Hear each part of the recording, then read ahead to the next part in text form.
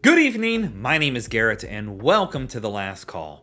Tonight's final drink is from Proof & Wood. This is Tumblin Dice Single Barrel Double Oaked Straight Bourbon Whiskey, coming in at a 51.95% ABV, at least 4 years old. Now, for full disclosure, I reached out to Proof & Wood for a review sample. They were kind enough to send this over for us to take a look at and a review, so just keeping that transparency open. Now, Proof & Wood is a great example of a non-producing distiller. They're going around sourcing barrels from places, being fully transparent along the whole process of mash bills, finishing times, whatever the case may be. They're doing it, and they're keeping things price-friendly, in my opinion, especially for today's market. So I always got to give that kind of stuff props. This, I was so excited about because I am a double oaked fanatic. Double oaks are one of my favorite things to share with people because they bring across some great characteristics. Now, one thing before we jump into this bottle we have to recognize is, technically speaking, that the TTB says this is only a 4-year bourbon. However, essentially what they've done here is taken a 4-year bourbon and then double oaked it for an additional 4 years. In all retrospect, it's at least 8 years old, but TTB's the almighty above us when it comes to liquor, so we have to accept what they're saying, which is kind of sad because I really think it probably needs to be an 8-year mark, but that's my unprofessional opinion. The cool thing is they do tell us that this is not only single barrel, which is awesome, but they're sourcing this from MGP, who makes really darn good whiskey. This is actually using the 60% corn, 36% rye, and 4% malted barley mash bill. So, with that great information, let's jump into the bottle itself and see how Tumblin Dice handles a double oaked. Love it. Typically speaking, the dice on the front here deals with the age, so I'm still going to give them credit and say this is probably 8 years old, but TTB, don't come hunt me down. So, as always, make sure you like the video, subscribe to the channel, hang around for a bit, become a member if you'd like. If you're interested in some other reviews that I've done over Proof & Wood, links to those videos will be up above and down below. This is some thick wax. Oh my, there we go. Gee willikers, that was some thick wax. Great proof point on there too. I'm excited about that. I looked around, and I'll update my notes down below if I find out, but that seems like a cask strength number. Like, that is just a very unique proof point. Nonetheless, it's still really good looking. I mean, that is double oaked in the glass. Beautiful tinge on there. Got like a dark citrine tinge. Yeah. Alrighty. Let's go for notes. I like the high rye mash bill coming from MGP. I love their rye nowadays. I didn't ever used to be a fan of their rye. But you're getting this beautiful spiciness from that rye mash bill. The oakiness is coming across. Beautiful, rich, velvety, chocolatey. Corn sweetness for days. Like, that is buttery sweet corn. It's got a little bit of dustiness in there. Tad bit of waxiness from the barley itself. You get a little bit of that classic orange peel that MGP is known to have, especially on the bourbon side. Nice vanilla sweetness, almost like vanilla buttercream going on.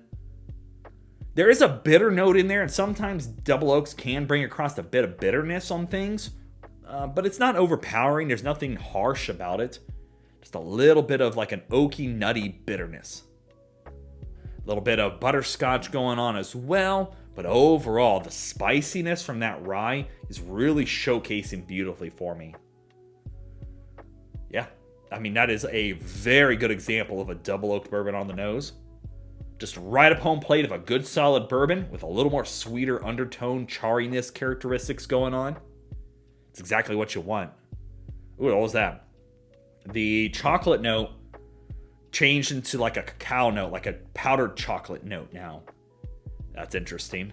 Yeah, like powdered cocoa mix.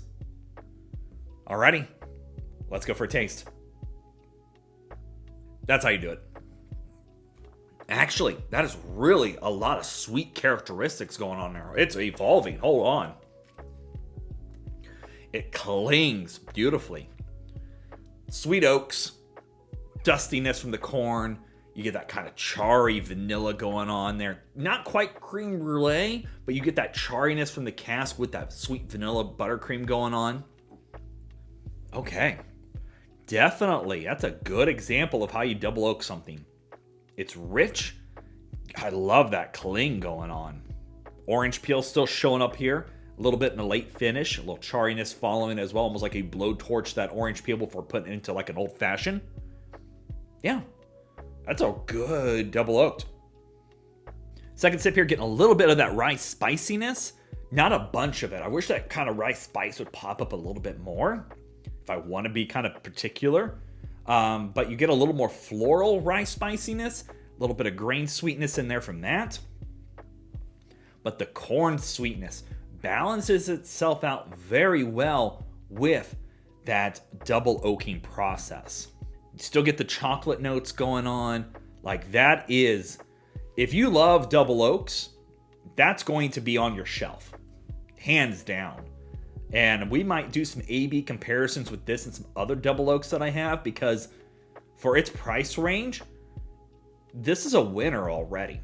And that profile just comes across exactly how I was hoping for. The bitterness does not come across. There's no ABV, nothing harsh, no off notes on things. So that little bit of bitterness that I found on the nose isn't even showed up. Awesome. I mean, that is sweet oaks. I mean, there is not a fault in that. Love the cling, love the proof point, got a good warmth on things. Again, it's very classic bourbon, just with that extra oakiness going on, which is a double oaked. But at the end of the day, I was expecting that 4-year double oaking to really kind of have a bigger impact on things, for better or worse. I'll say that much. But it done just right. I am very happy about that pour. That is good. Alrighty, let's talk about a grade for this one. So, typical pricing on this is going to be sub $60. I've actually seen a few places post this for like $56, $57. For a single barrel, double oaked product at that proof point, A-. I don't think I have anything against that. For a sub $60 single barrel double oaked product, I've paid more for less, especially in that double oak territory. I've paid $80, $90+ for some double oaks that are really good bottles, don't get me wrong.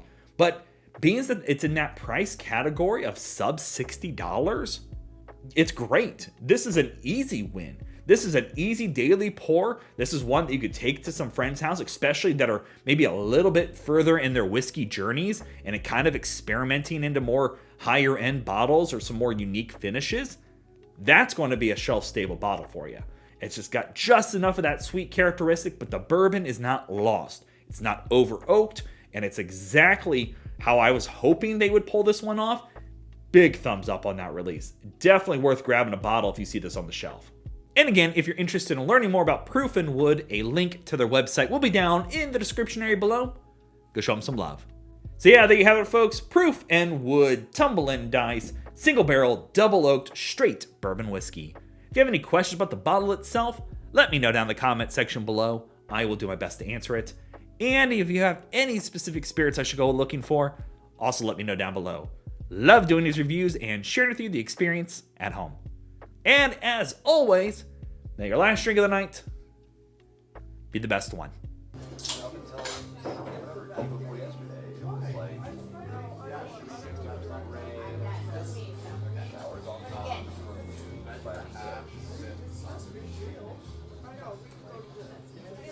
You know, I even like it might not.